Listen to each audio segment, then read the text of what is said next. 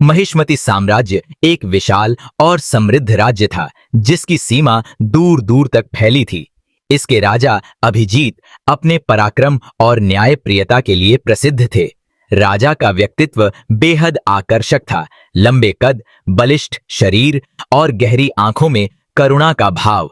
युद्ध क्षेत्र में शत्रु उनके नाम से कांपते थे, लेकिन उनकी प्रजा उन्हें अपने पिता समान मानती थी। परंतु इस महान राजा के जीवन में एक अधूरापन था।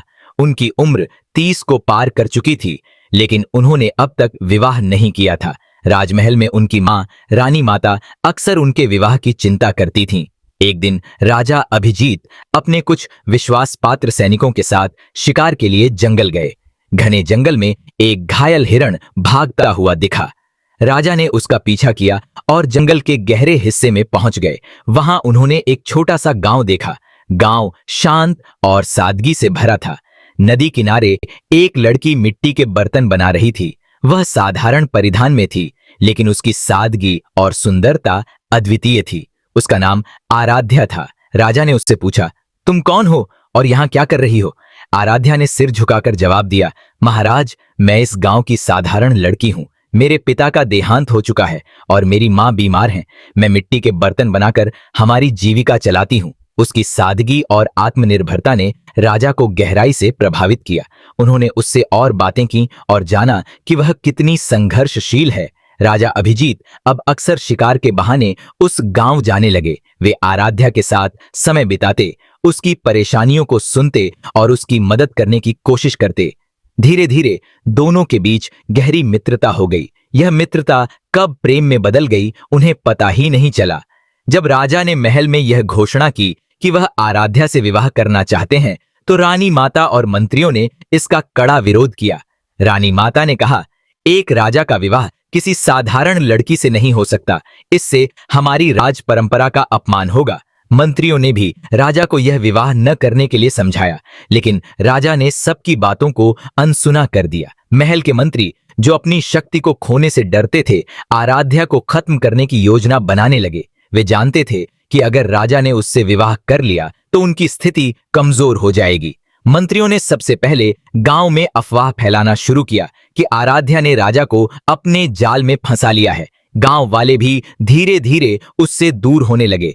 राजा को इन अफवाहों की भनक लगी, लेकिन उन्होंने इसे नजरअंदाज कर दिया।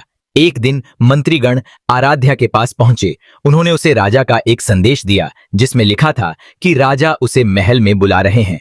आराध्या राजा के प्रति अपने विश्वास और प्रेम के कारण तुरंत महल जाने को तैयार हो गई। वह यह नहीं जानती थी कि यह एक जाल था। मंत्री उसे महल ले जाने के बहाने घने जंगल में ले गए। वहां उन्होंने उसे धमकाया और अकेला छोड़ दिया। अगर तुमने राजा से मिलने की कोशिश की तो तुम्हारी मां को मार दिया जाएगा, उन्होंने कहा। आराध्या रोती हुई जंगल में भटकने लगी। उसके पास न खाना था न पानी।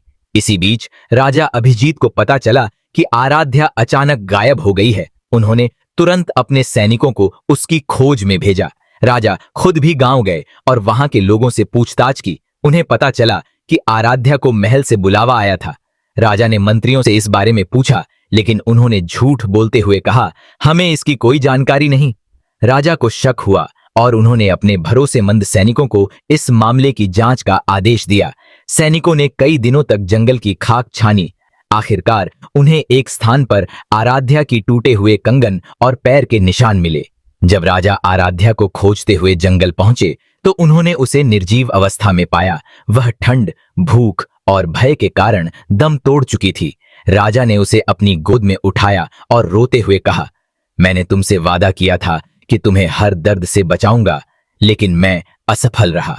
राजा ने गुस्से में आकर मंत्रियों को गिरफ्तार कर लिया। जांच में सच्चाई सामने आने के बाद उन्होंने सभी दोषियों को मृत्युदंड दिया। आराध्या की मृत्यु के बाद राजा ने अपना सिंहासन त्याग दिया और एक तपस्वी का जीवन अपना लिया।